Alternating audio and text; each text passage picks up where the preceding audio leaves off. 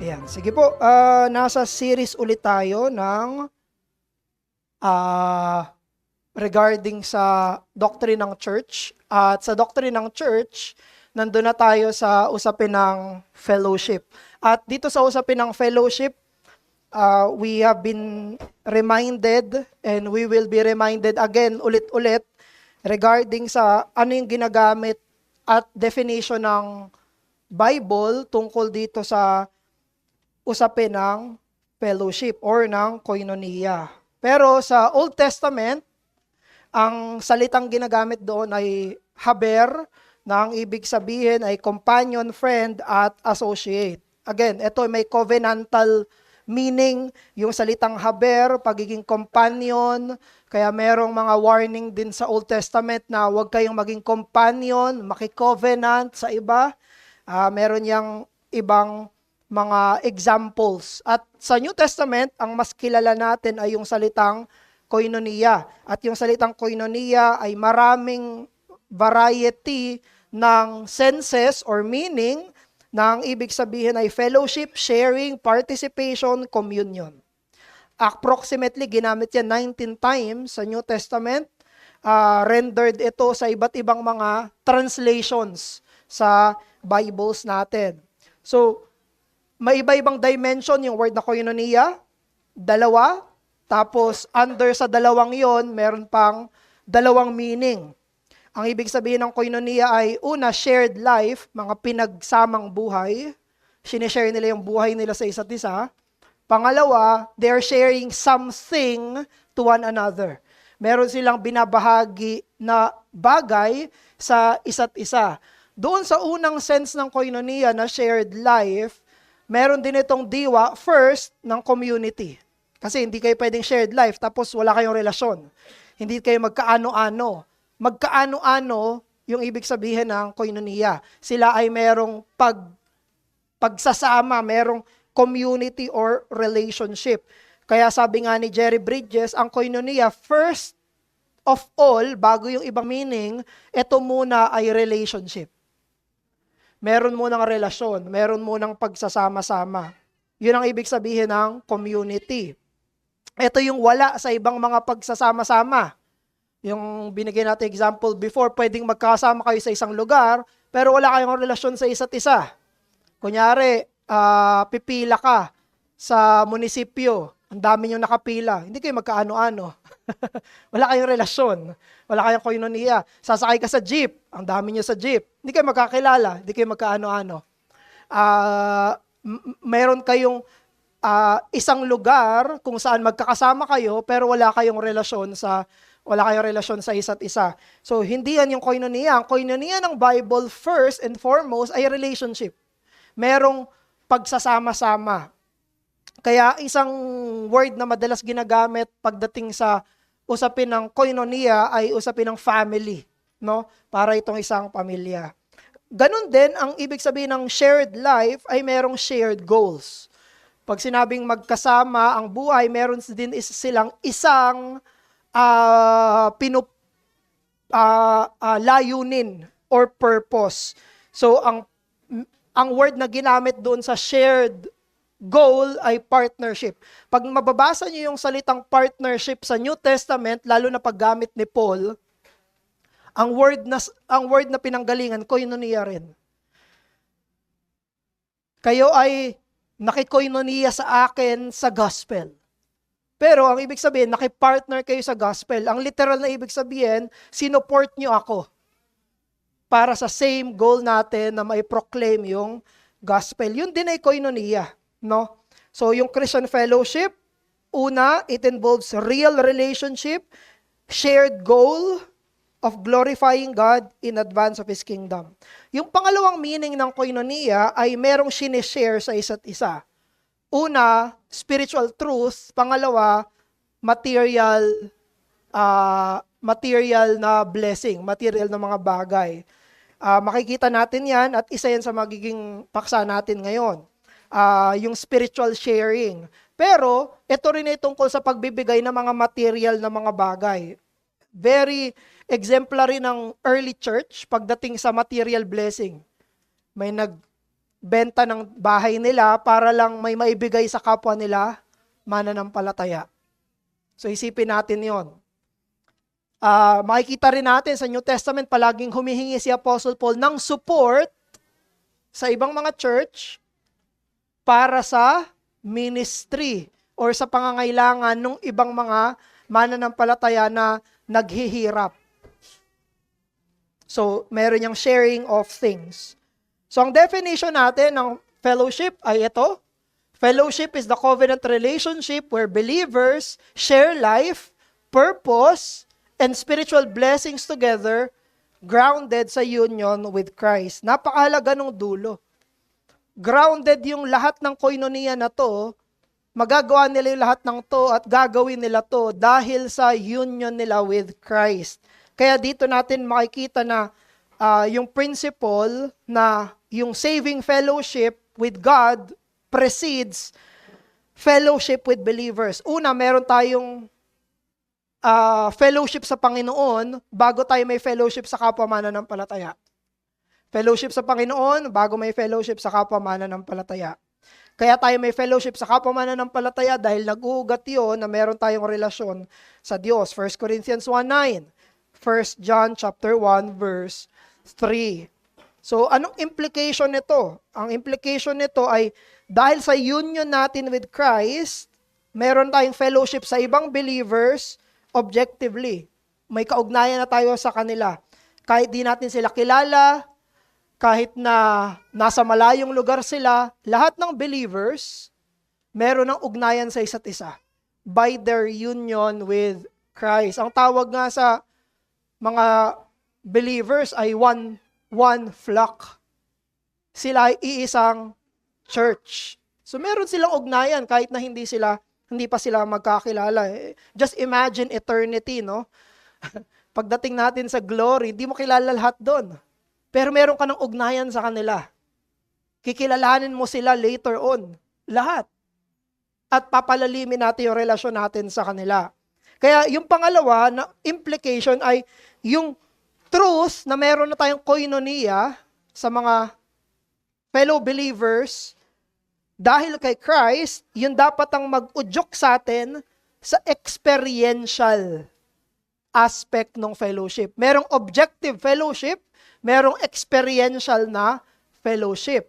Dahil may ugnayan ako sa Diyos, may ugnayan sila sa Diyos, therefore kailangan makipag-ugnayan ako sa kanila. Implication iyon ng relationship. Now, meron tayong dalawang kategory ng fellowship. Hinanap ko yung dati nating worship sa Tanglaw. Merong dalawang uri ng fellowship na diniscuss tayo before. Una, yung formal fellowship na ito'y institution-led, ito'y institutional, ito yung church worship. Ito yung unang lesson natin, na ang church worship ay fellowship. Kapag sumasamba tayo, fellowship yon. Kapag corporate worship, kumakanta tayo magkakasama, fellowship yon. Umaawi tayo magkakasama, nakikinig tayo ng word na magkakasama, fellowship yon. We are doing a shared thing together. Hindi natin ginagawa yon ng magkakahiwalay, kundi magkakasama. Pangalawa ay yung informal fellowship. Nandito tayo sa topic na to ngayon. Pero itong informal fellowship, tandaan natin, mostly ito'y individual-led at ito'y organic. Hindi ito organized, kung hindi organic. Totoo siyang nangyayari, kahit hindi mo pa bigyan ng instruction ng isang mananampalataya, gagawin niya na to. Yung isang naging Kristiyano, gagawin niya na, ipapanalangin niya na yung ibang mananampalataya. Mamahalin niya na ibang mananampalataya. Makikipag-ugnayan na siya sa ibang mga mananampalataya. May nabago na. Ito yung organic na sinasabi ng fellowship. At ito yung part kung saan merong one another sa New Testament.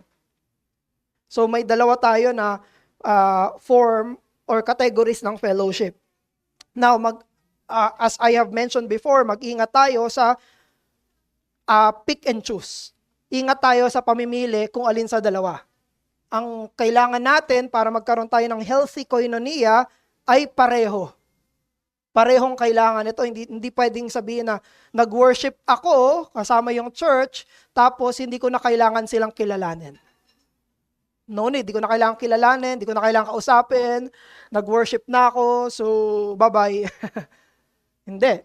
Or pwede naman na nakikipag-usap naman ako sa mga kapwa ko believers kahit hindi na ako mag-corporate worship.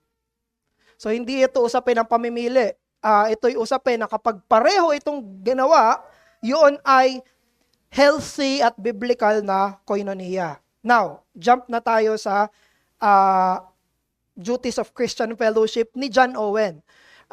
Meron siyang 15 rules doon sa book niya. Yung unang part ng book niya ay role ng members sa kanilang pastors. Ang pangalawang part ay role ng members to one another. Doon sa pangalawang part ang focus natin ngayon dahil koinonia tayo. Doon sa pangalawang part, 15 yan. Ang dami. Hinati lang natin siya or kinategorize sa 5. Natapos na nating banggitin last Sunday yung love and humble service. Ngayon naman, ang tutalakayin natin ay yung prayer at spiritual encouragement. Yan yung titignan natin at meron tayong 4 na rules na titignan. So yung una ay yung rule number 2. Prayer is fellowship. Ang prayer ay fellowship. Kaya sabi ni Owen, kailangan natin mag-pray constantly para sa peace ng church, sa protection ng church, at prosperity ng church. Psalm 122 verse 6, sabi dun sa Psalm, kinakanta nila to. Pray for the peace of Jerusalem. May they be secure who love you. Yung Jerusalem na tinutukoy, yung mga tao sa Jerusalem. Kasi ang binanggit dun sa second clause ay those who love you. So ang binabanggit na Jerusalem ay those who love you. Yun yung Panginoon. So ang pinagpipray, kapayapaan ng mga taong nagmamahal sa Panginoon. Ephesians chapter 6:18. Sabi ni Paul, praying at all times in the Spirit, with all prayer and supplication, to that end, keep alert with all perseverance, making supplication kanino? For all the saints. Humihiling, nananalangin para sa lahat ng mga mananampalataya. Now, utos sa Bible na ipag-pray natin lahat ng tao. 1 Timothy chapter 2. No? Pray for all men. Actually, inutos pa nga ni Jesus, pag-pray din natin kahit yung mga nagpa-persecute sa atin, kahit mga kaaway natin. Sabi ng Panginoong Jesus yun pray for them. No? Pero merong special place yung prayer sa mga fellow believers. Merong utos ng prayer para sa unbelievers, may prayer sa lahat ng tao, pero may special prayer para sa mga kapwa mananampalataya. At isa ito sa mga pagpapakita at pagpapayabong nung fellowship ng isang local church. Sa Scripture, napakaraming instances kung saan nagpe-pray yung mga individuals para sa kapwa nila mananampalataya or para sa church in general. Si Daniel, sa Daniel 9:3-19, talagang nagpe-pray siya sa restoration ng Israel. Restoration ng mga tao ng Diyos. Sa Nehemiah, kilala natin si Nehemiah. Nung nakita niyang wasak yung walls of Jerusalem, talagang basag na basag yung puso niya. Pagpunta niya doon, ano bang inasikaso niya? Yung pader lang ba? Hindi, yung mga tao. Di ba? Kasama niya yung mga tao na gumawa ng pader.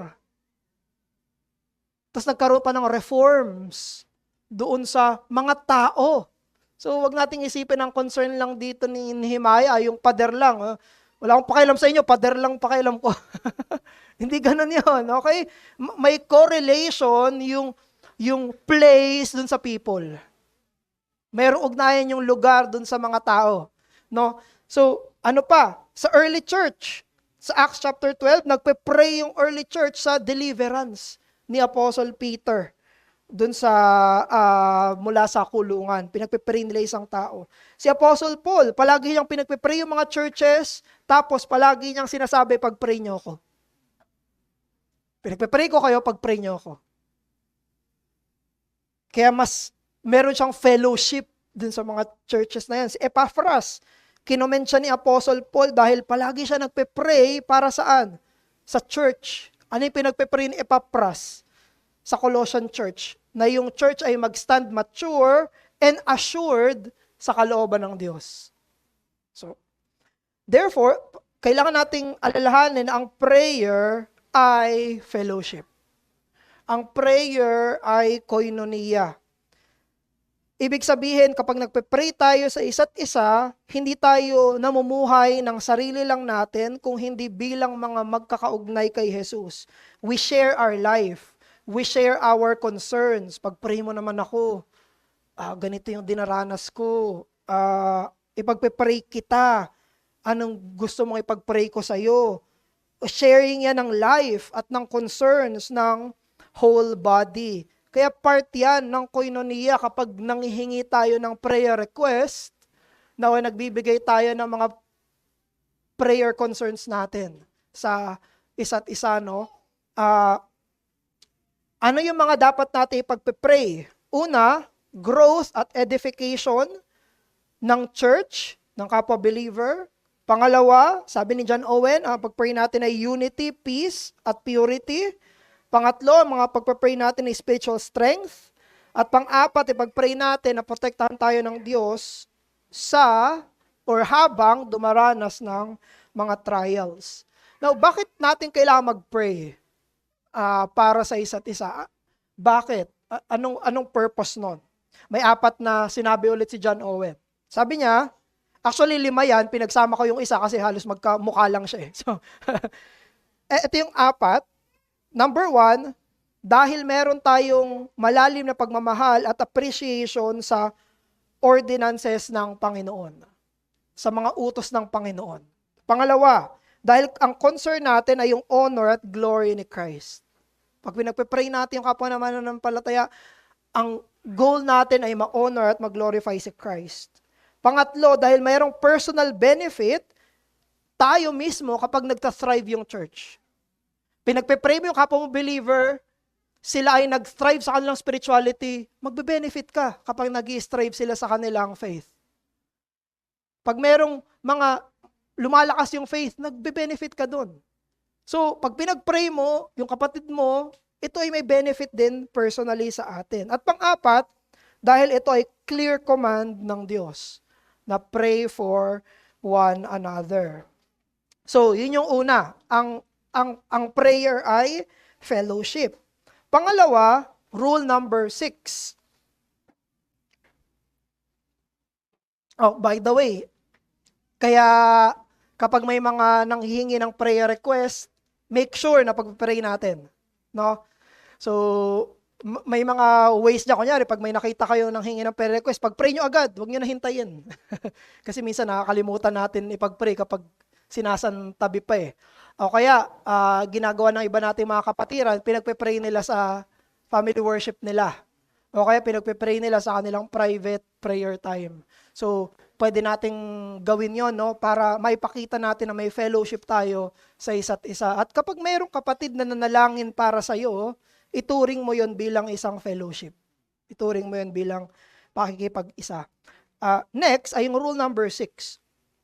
Ito, sabi ni John Owen, engage in frequent spiritual conversations for the purpose of mutual encouragement and growth.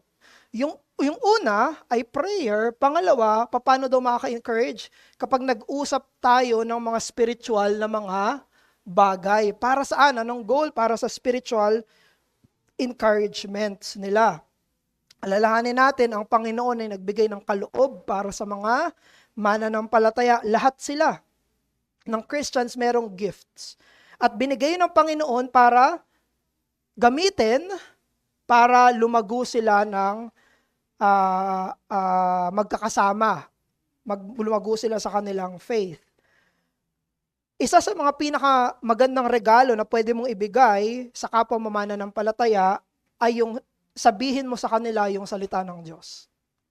Isa sa pinakamagandang regalo na pwede mong gawin sa kapwa mananampalataya ay sabihin sa kanila ang salita ng Panginoon. When you speak the truth, that is one of the best gifts na pwede mong ibigay sa iyong kapwa believer.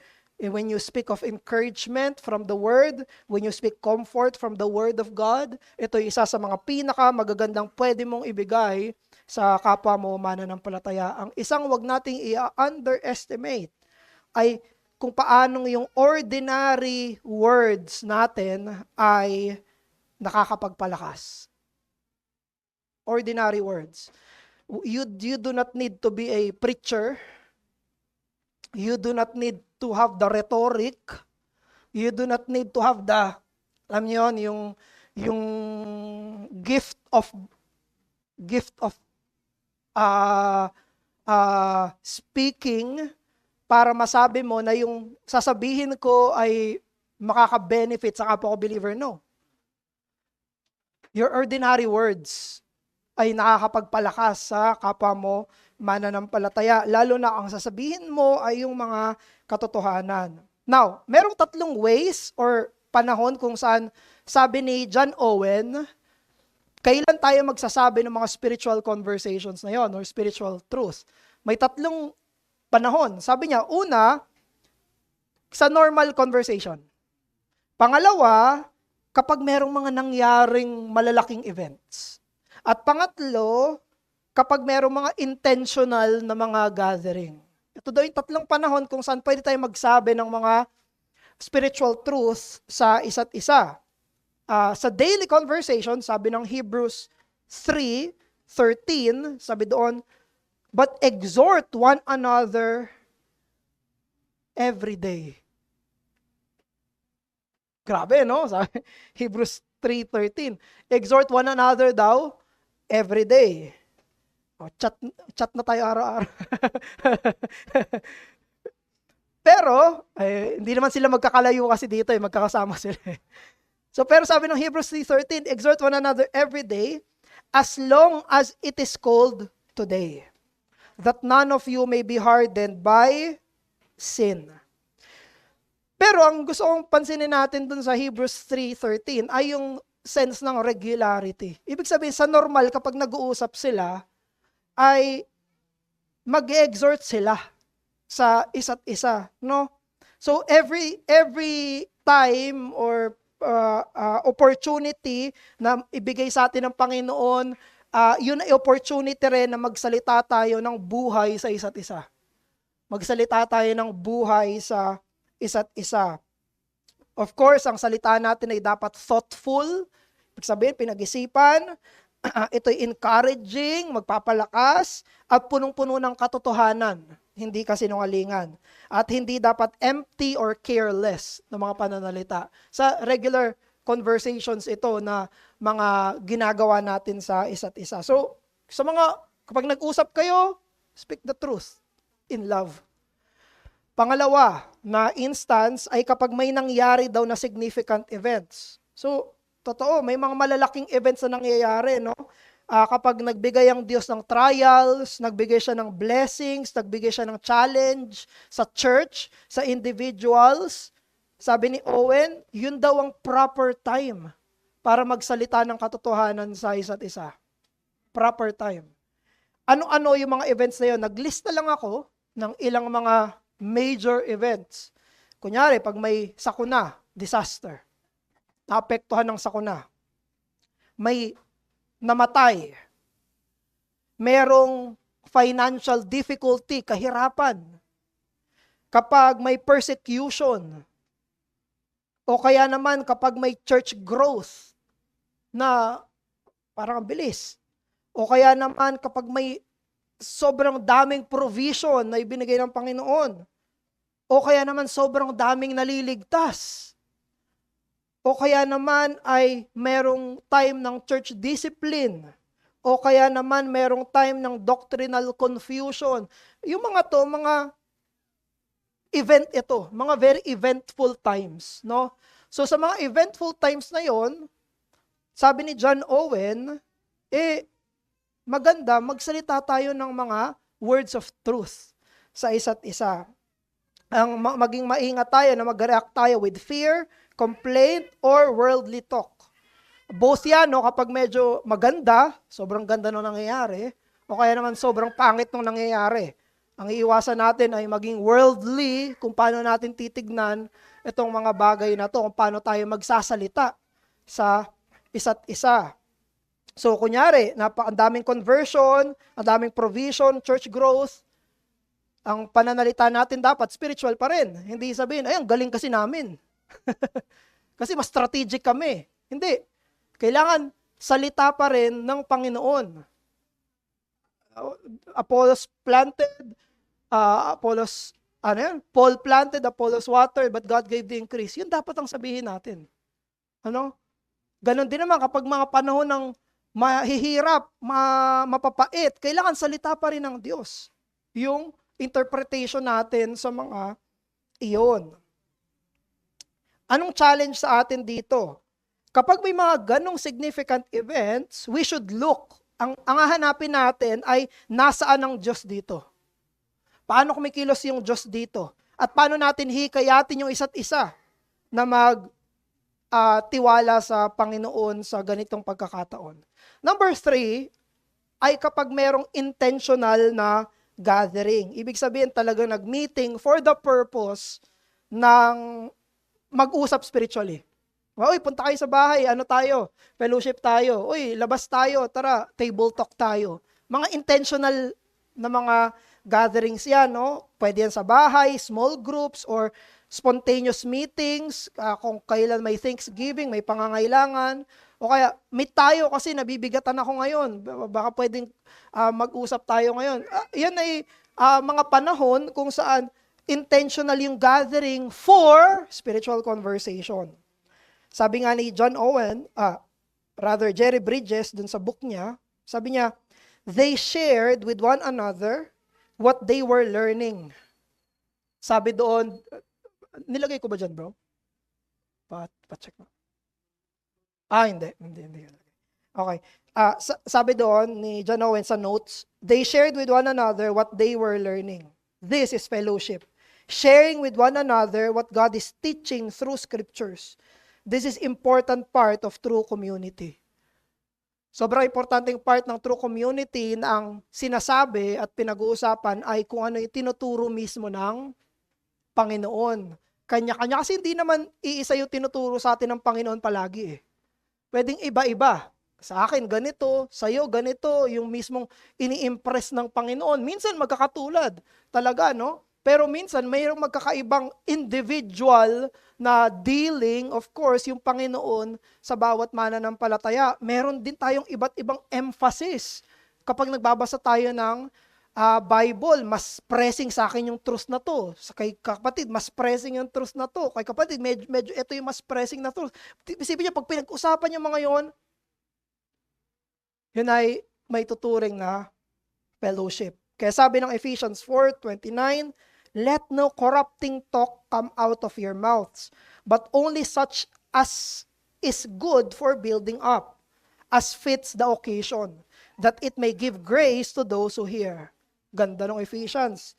Kasi ang goal ko ay to give grace to those who hear. Ano yung fitting sa occasion? Sasabihin ko yung salita ng Panginoon to give grace to those who hear. And lastly, actually malos magkaparehas na to, yung Rule 8 at Rule 13. Rule 8 at Rule 13. Part ng prayer at spiritual encouragement, yung sabi ni Owen, sympathize deeply with one another in times of distress, sharing in each other's burdens. Pakikisimpatya sa isa't isa sa panahon ng paghihirap at pinapasan yung burden ng isa't isa. Galatians 6:2. Galatians 6:2. Nadaanan pala natin sa preaching sa Galatians, no? Sa chapter 6, sabi ng verse 2, carry one another's burdens, and in this way, you will fulfill the law of Christ. Mapufulfill the law of Christ kapag anong ginawa? Pinasan yung kanya-kanya, yung burden ng mga ka-fellowship. Now, kapag na-afflict yung people ni Christ, tandaan natin, nakikishare siya doon sa paghihirap nila. And I would argue, hindi siya natapos sa cross. Pwede nating isipin, hindi, pinasa ni Christ yung paghihirap ko sa cross. Pagkatapos nun, wala na. Tapos na. Hindi. Actually, meron tayong evidence sa Bible na kahit nasa glory na si Christ, of course, hindi siya nahihirapan in the sense na meron tayo, pero meron tayong evidence sa Bible na kahit na resurrected si Jesus, ascended si Jesus, kapag nahihirapan yung kanyang church, nakikishare si Christ sa pain. Meron tayong evidence. Saan yung evidence natin? He is not distant from their wounds. Yung isang evidence natin ay dun sa conversion ni Apostle Paul. Si Apostle Paul, anong ginagawa ni Paul? Pine-persecute niya yung mga Christians. At nung pine-persecute niya yung mga Christians, papunta na siya, nasa Damascus Road na siya, bigla siyang binulag ni Jesus. Binulag siya ni Jesus. At anong sabi ni Jesus sa kanya? Saul, Saul, why are you persecuting me? Ang sagot ni Saul, who are you, Lord? Sabi niya, I am Jesus whom you are persecuting. Now, sino ba yung pinipersecute ni Paul? Yung church. Yung mga Christians. Pero bakit sabi ni Jesus, bakit ako yung pinipersecute mo? Nakikishare ang Panginoong Jesus sa nararanasan nung church na pinakamamahal niya. Pag pinersecute yung church, parang si Jesus na yung pinipersecute. Ayan yung union na meron si Christ at yung church. Na nakikishare siya sa suffering kahit na nasa glory, enthroned na yung Panginoong Jesus, pero doon sa enthronement niya, hindi niya sinasabi doon sa church, naghirap kayo, kayo lang yan. hindi ganun yung sinabi ni Christ. Hindi, kapag pinersecute sila, ako yung pinipersecute ng mga to. Diba? So anong implication nun sa atin? Ang implication nun sa atin, if kung meron tayong union with Christ at with one another, hindi tayo pwede maging indifferent doon sa suffering ng ating mga ka-fellowship. Hindi tayo pwede maging indifferent doon sa suffering ng ating mga ka-fellowship. Yan mismo yung sinabi ni Paul sa 1 Corinthians chapter 12.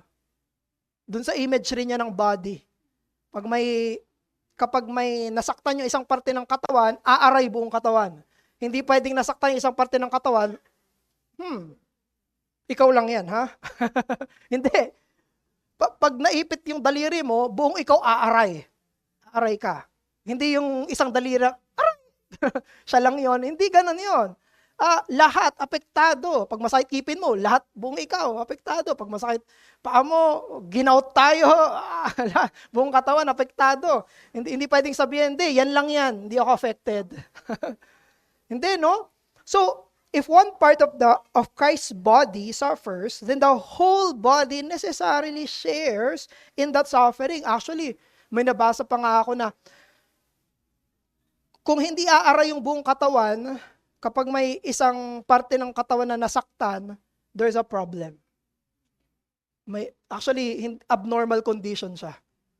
Kapag hindi umaray lahat yung buong katawan. Kasi aaray talaga. Kasi yun yung function ng katawan. Now, dito na tayo. Yun yung inalagay ko kay Jerry Bridges. Sabi niya, now, ang ina-anticipate kasi ni Jerry Bridges dito is, hindi ba ano yan?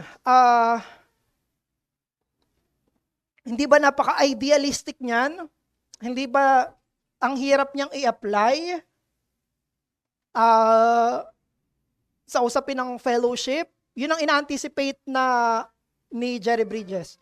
Ngayon, ito yung sabi ni Jerry Bridges. Sabi niya, even though we may become aware of this basic meaning of fellowship, the knowledge of the truth does not so grip us that it changes our lives.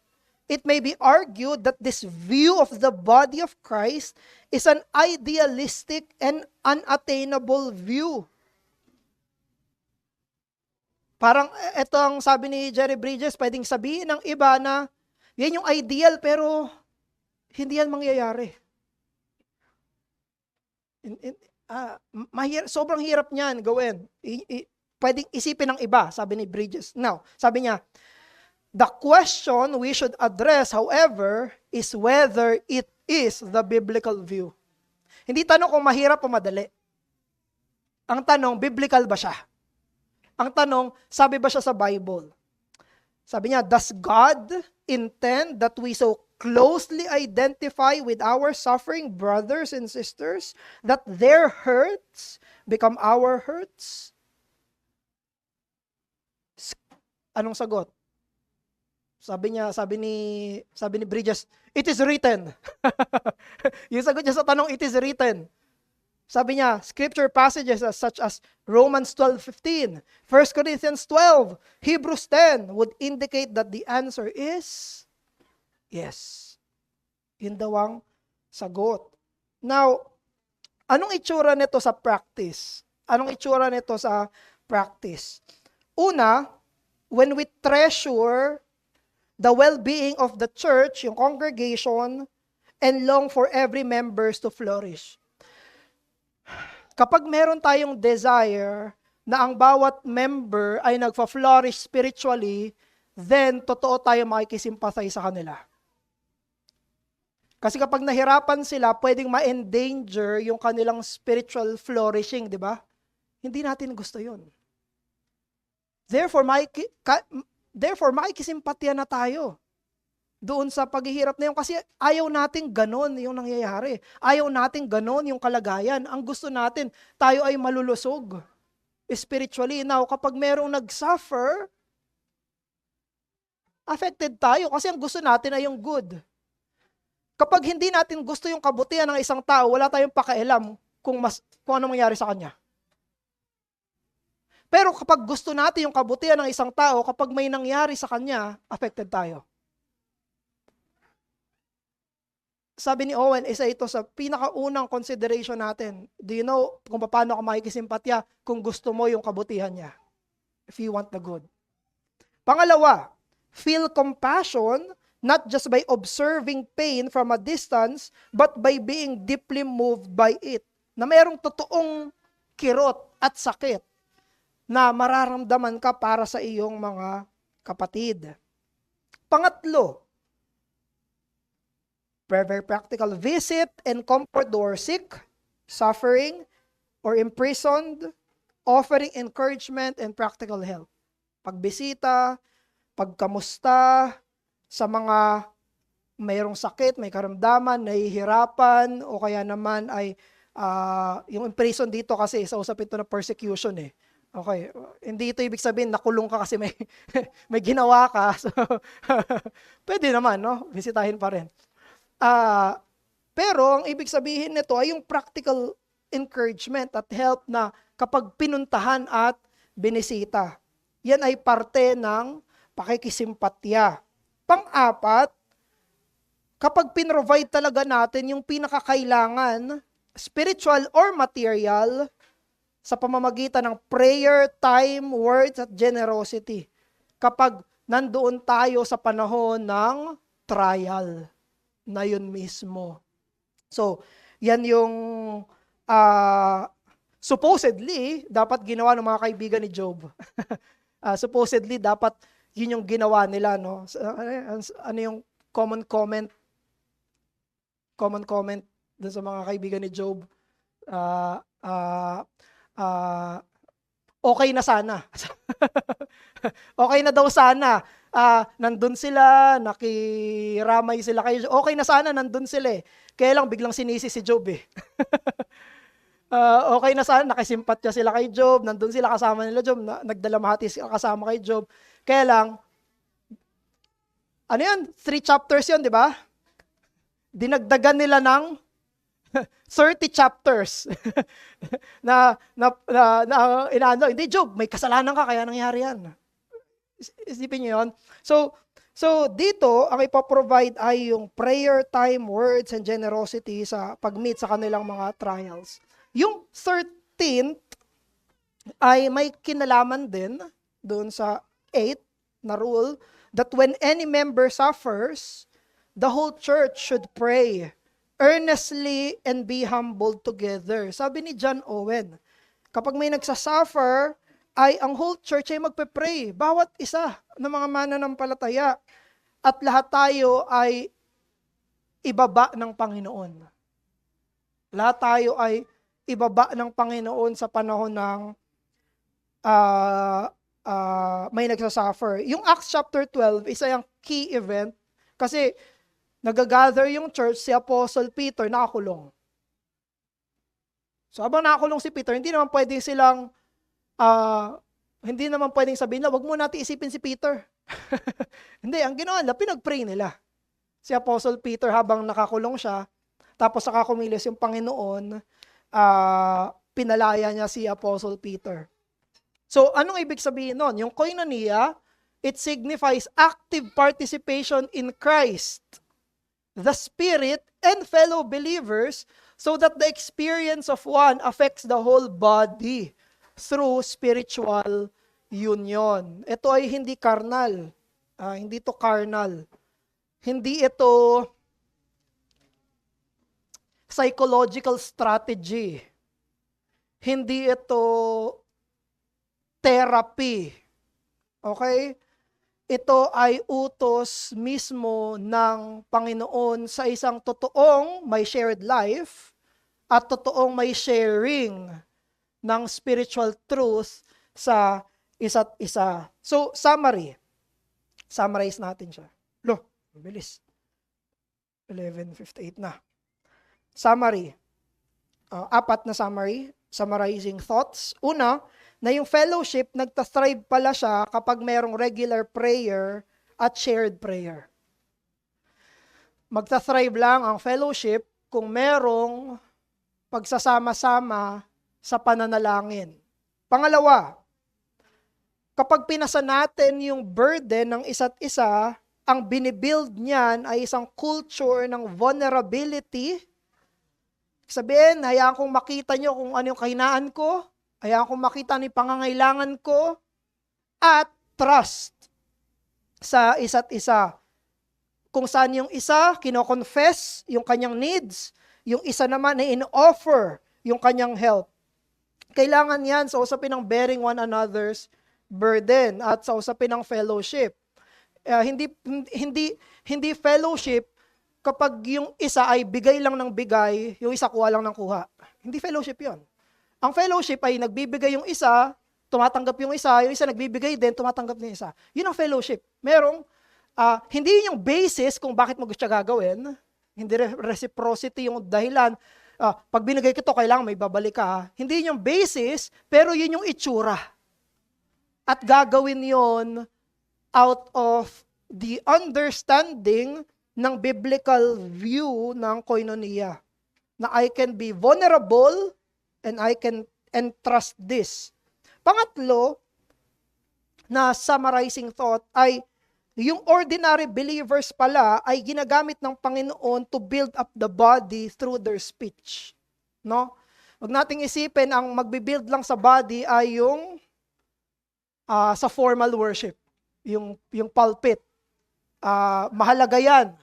Pero hindi ibig sabihin na yung pulpit, nagshare siya nagpo-proclaim siya ng word of God. Hindi, may preaching na eh. Huwag na tayo mag-usap ng word of God. Hindi ganon. Hindi ganon. Hindi, may preaching na kanina, okay na yun. Tayo, wag na word of God hindi na word of God yung sasabihin ko sa'yo. Hindi. Yung ordinary believer, kapag nagsalita siya ng salita, ng mga katotohanan ng salita, alam nyo, sobrang lakas ng pagpapalakas na nangyayari sa isa't isa. Kapag yung pinakabata sa atin, nagsalita sila ng salita ng Panginoon, sobrang nakakapagpalakas, no? Sa isa't isa.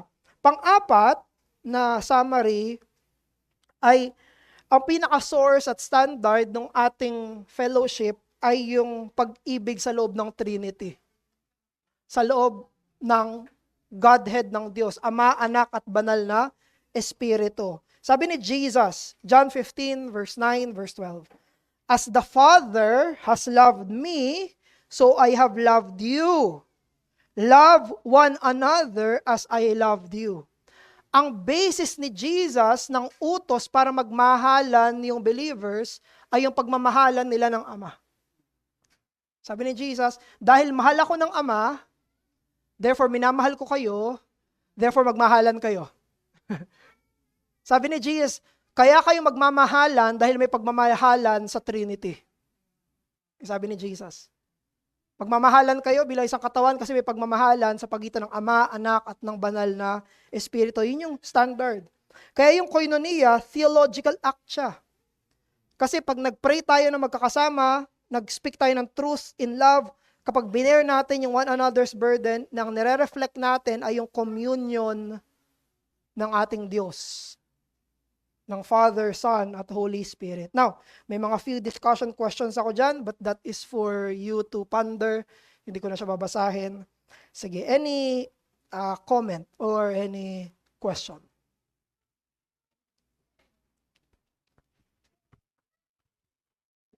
Si Sir Manny, tapos si Check. Deacon Gino. Ay, okay. Kinukuha mo pala yung mic. Ayun, Pas. Thank you, Pas, sa lecture. Very, sa akin yung hindi pala patama. Ay! Tumama sa akin. Sorry. Tumama sa akin yung pagiging indifferent na sabi nga doon ni Bridges na ang hirap parang ideal, parang masyadong ideal yung pag may nasaktang isa, masasaktan ka rin. Oh. So, in case na hindi mo siya maramdaman, may problema sa'yo. So, ayun yung medyo umano sa akin na may problem sa akin pag nagiging indifferent ako sa iba. Masasabi ba natin, Pas, na... Ay, hindi. Doon na ako sa una. Nag-rumble lang yung nasa isip ko eh. Doon na lang sa una na pag nakaka-experience tayo ng ganung ano yung pwede nating gawing hakbang paunti-unti kasi mahirap siya eh. Kasi may idea ako na, or may idea tayo na pag hindi mo naranasan isang bagay, hindi mo alam yung pakiramdam ng isang tao.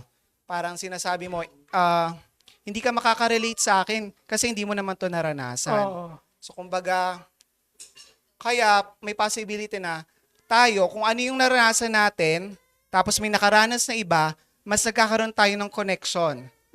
Naiisip mo, etong mga naranasan ko to, kung nakaranas siya ngayon, naaalala ko yung mga naranasan ko. Kaya ka pala magkakaroon ng connection. Pero kung wala ka sa ganong part, parang ang blanco ng mo, wala kang idea, parang general lang, kaya hindi ka masaktan, parang ganon. So, sa mga ganong case na hindi tayo yung nakaranas doon sa naranasan ng iba at nagiging indifferent tayo, ano yung pwede nating unti-unting steps na gawin para makultivate na makasimpatya doon sa iba. Kasi nga, alam naman natin sa sarili natin, masasabi natin, hindi ko talaga anong gagawin ko, anong sasabihin ko kasi nga wala ako doon sa sitwasyon niya. So ayun lang, Pas, yung yung unti-unting step kasi kailangan base sa lecture kailangan natin tong gawin. Dahil ito ay sinasabi ng salita ng Diyos, kailangan natin siyang gawin. Kaya lang napakahirap nung ganong sitwasyon. Ayun lang, Pas. Practice. Ayun, thank you dun, sir. So, ang yung pinaka-basic ay paano ko siya gagawin kung hindi ko, paano ko magkikarry ng burden ng one another kung hindi ko naranasan yon. Wala akong experience doon.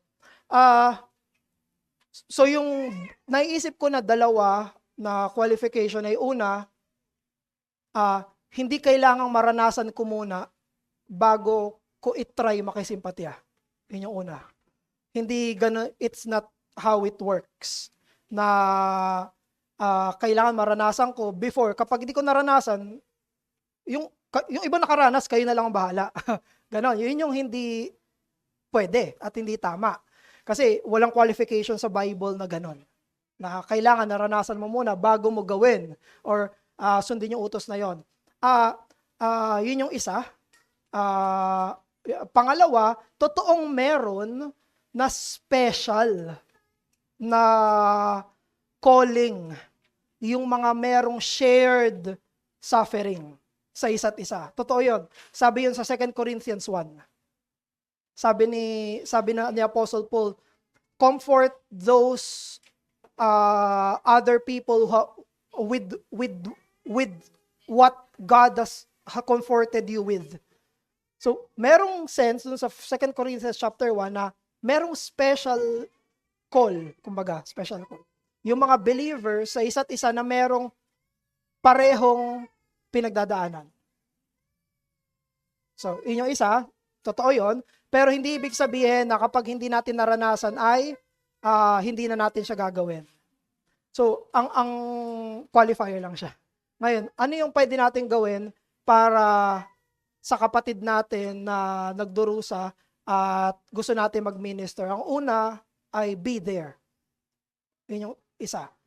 Hindi ko kailangang maranasan ito bago ko ako makisimpatya, pero pwede akong sumama. Pwede akong sumama. Hindi naman lahat nung naranasan natin, naranasan ni Jesus eh. Hindi naman, I mean yung by the list. Hindi naman lahat. Si Jesus, hindi naman siya naging babae. May mga naranasan yung babae na naranasan Jesus. Pero kaya niya makisimpatya. Yun yung isa. Pangalawa, kaya natin makisimpatya sa isa't isa dahil may shared tayo na sins at meron tayong shared na suffering sa isang mundong ito. Hindi ko man kayang makisimpatya in such a way ng one-to-one, pero meron din akong mga pagdurusa sa sarili ko na alam kong mahirap at masakit, kaya alam ko na mahirap at masakit din yon, hindi man sila magkatulad.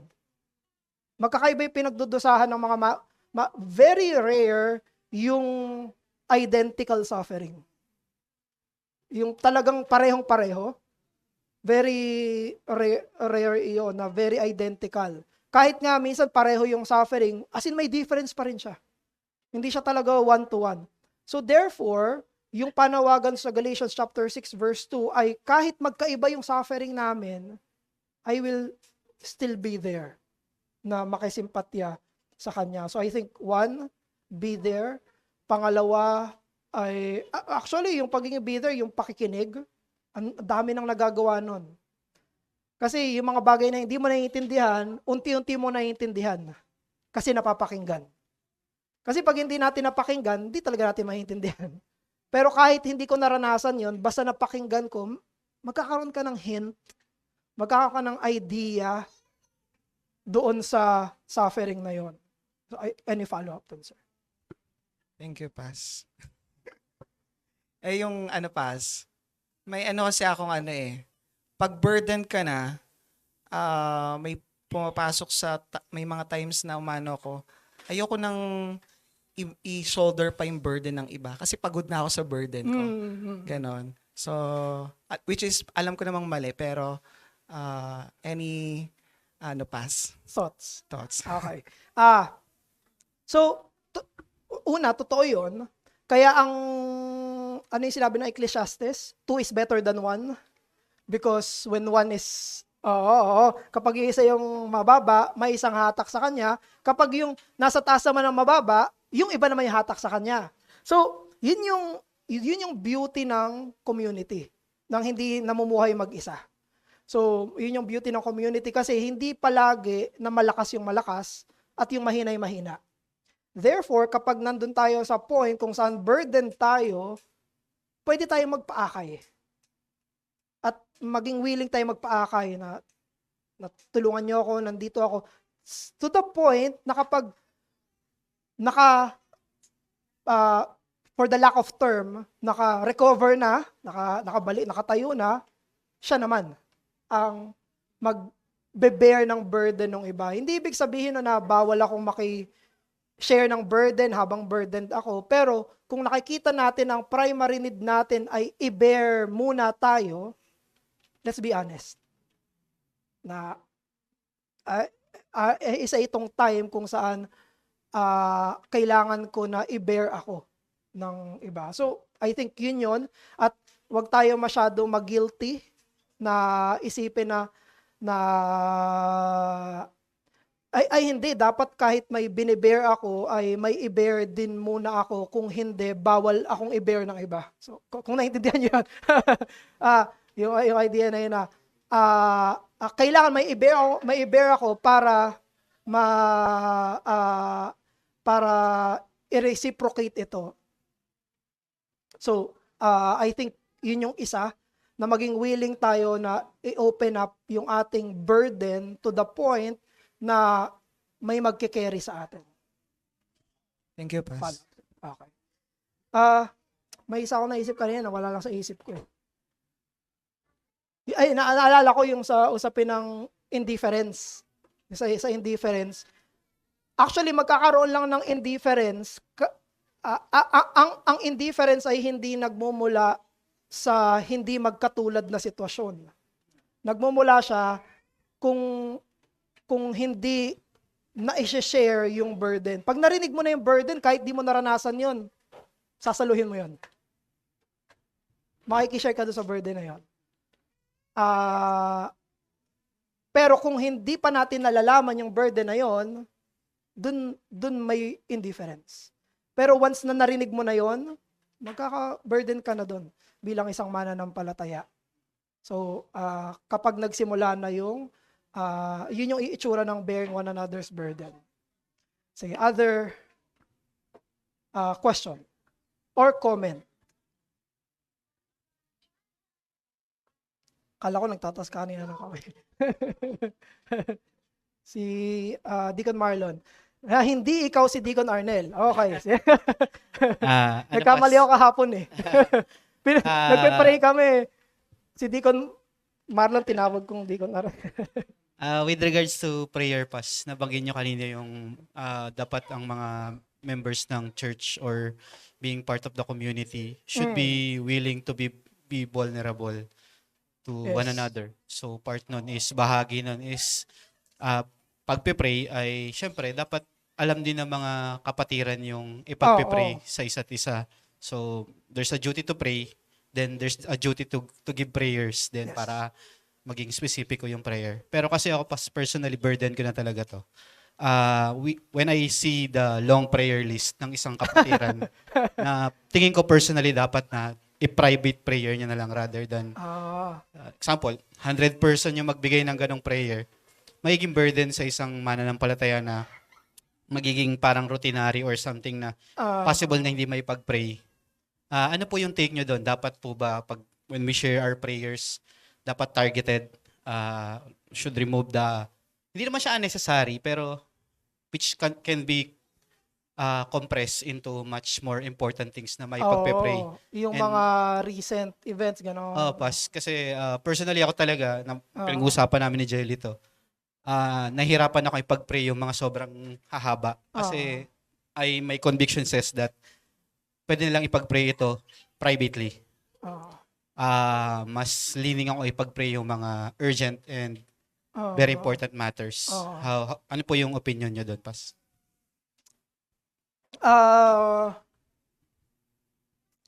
Ako personally okay lang. Hindi mali na magbigay ng mga prayer request, lalo na kung yun ay iniisip nung isang kapatid na kailangan ko to na ipag-pray ng iba sa akin.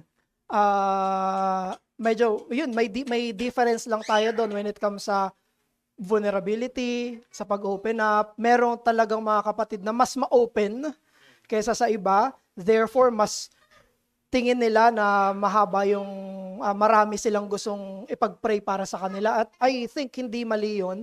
Pero ayan, kung ganyang situation mismo, pwede nating i-address mismo. Bro, hindi ko sabihin yung pangalan. Hintayin nyo ha. Sabihin nyo, bro, ano yung, ha? Wala akong sinabi ha. Ano yung top 5 lang na prayer list mo, pwede ko ipag-pray. So, pwede yun, ganun. Para sa private na prayer. So, pwede nating i-address lang at tanungin lang natin na ano yung gusto mong top 5 para maipag-pray ko personally yung mga ganong prayers. Pero, generally, I do not think I do not want to discourage na magbigay ng mga mahabang prayer list kasi may kanya-kanya tayo na pwede sa akin importante lahat to. Kumbaga may iba-iba tayong emphasis na gusto natin ipag-pray sa isa't isa. So, I do not want to qualify na, tiglilima lang walang lalagpas sa 5. Pero pag personal, pwede tayo humingi ng yung 3 pwede pag-pray ko sa'yo, ganon. Ayan. Ah, O kaya, ano pas kasi, bigla isa ko lang sa- naisip, i-chat GPT mo. Summarize this in... Joke lang. Sige. Isa sa mga naisip ko dyan pas yung limitation din natin sa pagpe-pray. Yes. We are prone to wandering kahit nagpe-pray tayo. At the same time, medyo madali tayong ma-distract. Plus, marami tayong limitations. Kaya, ayun, nagiging tendency is talagang hindi na ipagpe-pray o kaya, ayun, ang hirap din mamilit na kung ano doon. Oo. Kaya maganda po yung nabanggit nyo na tanongin din natin yung tao. Ano yung Personally. pinaka-priority niyang ipag-pray para sa kanya? Or kung ano yung pinaka-urgent, ganon na pwede ipag-pray. Ayun, Nico. So, other questions? Si Josh.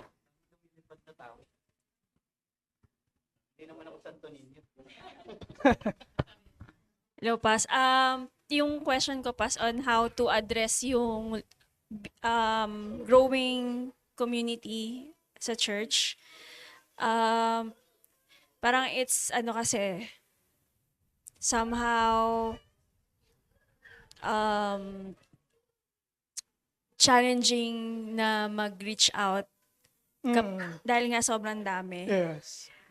Somehow nakaka-overwhelm din. Siguro sa part ng carrying the burden. Ganon. Siguro based on my experience then, handling too many hats. Like, kunyari, as a mom, as a wife, as a daughter, as a worker, ganon. Tapos as a brethren, and as a servant of God. Parang it's too much. Ganon. I appreciate na pwede na we understand na i-bear niyo muna ako and I experienced it na magsabi sa brethren na please bear with me during this time. And I also see myself na binibear niyo ako while I'm in the journey of bearing again others. Ganon. Pero we're continually growing so parang somehow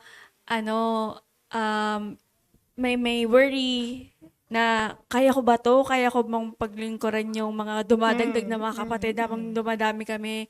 May mga unresolved issues pa and may mga kapatid nga ako na nakalimutan ko na ipag-pray kahit na alam ko na dapat ko siya ipag-pray, nakita ko yung prayer request niya. So how can we address yung growing church in the essence of yung pag-mature natin sa koinonia. Kasi we continually grow din sa fellowship. Para hindi tayo nasa stuck sa like sa Sunday lang tapos we're absent na from Monday to Saturday. Ganon. Yun, Pas. Medyo magulo yung thought pero yung pag-grow ng church, how can we address Chinat GPT ko that? na. Joke lang. Pas, joke lang sige, ayun. Thank you, Josh, dun sa question. Actually, isa yan sa magiging topic natin sa open forum. So pero hindi pa ngayong July, sa August, yung growing numbers. Pero in relation dito sa topic natin, yung growth in numbers, makaka-apekto ba siya sa growth in koinonia? Ang sagot ay yes. Yes, definitely. Hindi natin pwedeng isipin at sabihin na hindi.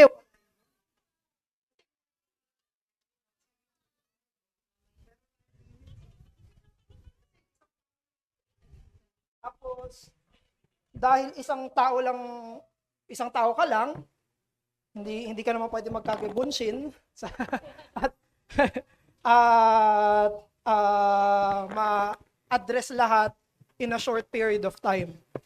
Pero ang gusto ko i-qualify doon ay kung ano yung hindi pwede. Kasi may options tayo eh. Una, sabihin natin sa mga attenders or mga nag-a-apply, oops, wag muna kayo mag-apply for membership. Kami muna, ayusin muna namin lahat sa amin, tapos saka kayo ngayon pwede mag-apply for membership. Yun ang hindi una. Ay, hindi pwede. Natin pwede sabihin na bawal muna kami mag-accept ng members for the meantime kasi wino-workout pa namin yung koinonia namin eh. Hindi pwede yun. Kasi utos ng Panginoon yung keys sa kingdom. No?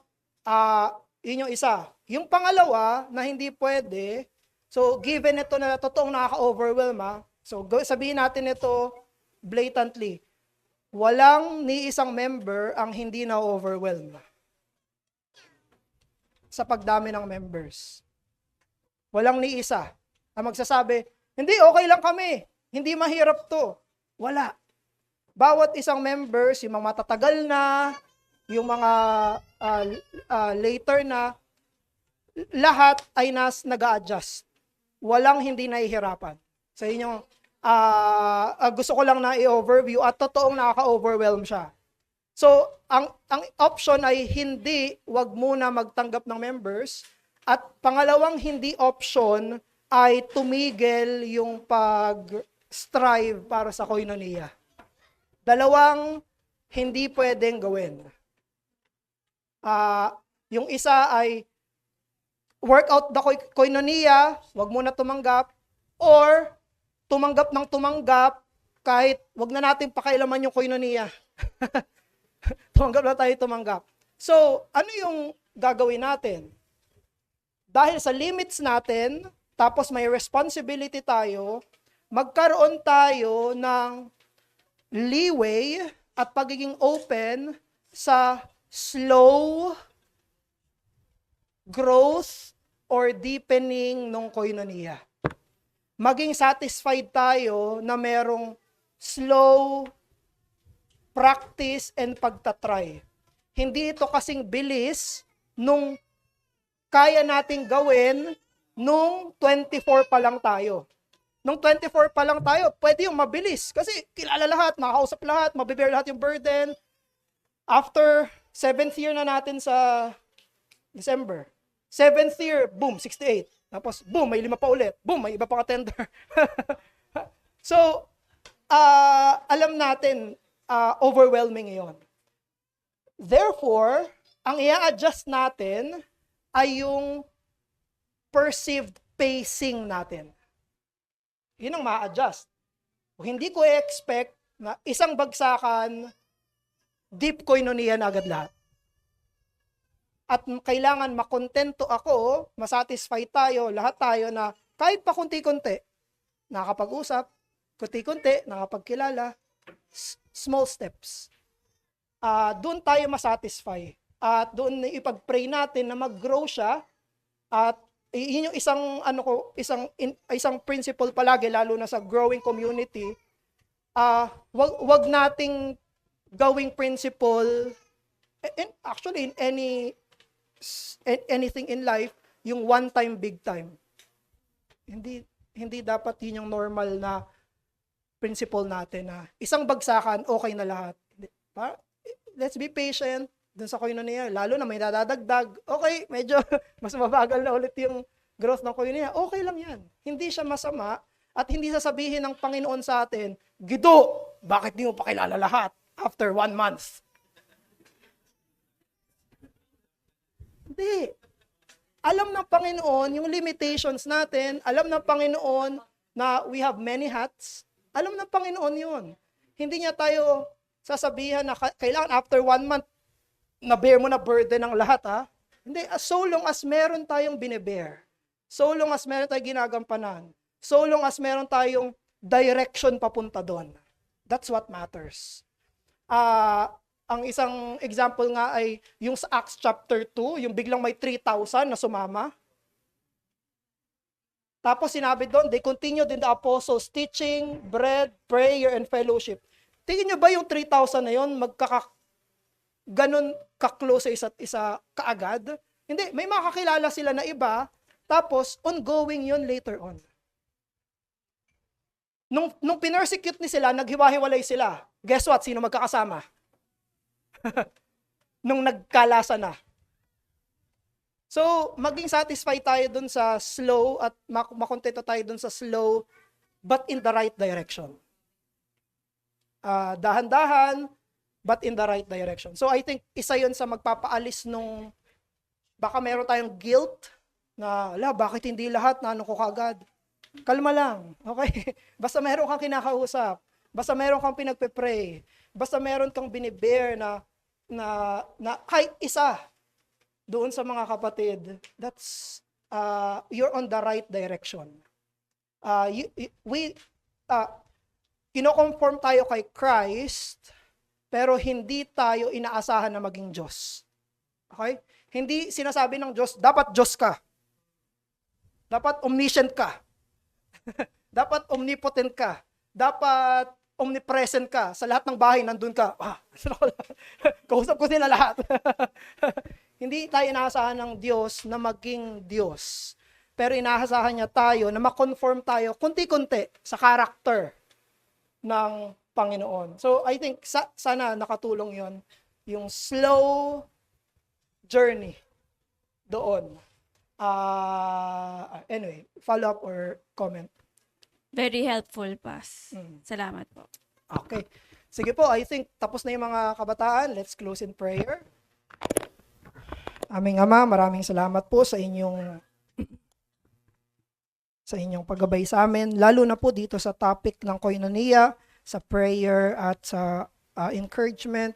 Tulungan niyo po kami na maging isang church, lalo na po sa aming bilang, ay magkaroon kami, Panginoon, ng pakikiisa sa isa't isa ng may panalangin, makiisa sa isa't isa ng merong salita at makiisa sa isa't isa sa mga pagsubok.